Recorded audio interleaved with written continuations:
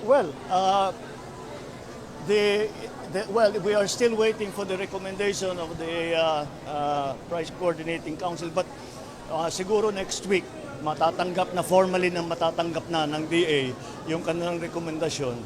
And the recommendation, I believe, is going to be to declare an emergency. The reason that we are doing this is ginawa na natin lahat upang ibaba ang presyo ng bigas. Ngunit the market is not being allowed to work properly. Hindi nasusundan ang demand and supply curve dahil hanggang ngayon kahit ibaba mo lahat ng inputs, ang pagbenta pa rin, mataas pa rin. And so we have to force that price down and we have to make sure that the market works properly, na walang friction cost na nangyayari dahil sa sari-sari iba't ibang bagay at yung iba doon illegal, kaya ito nang iniimbestigahan ngayon ng Kongreso.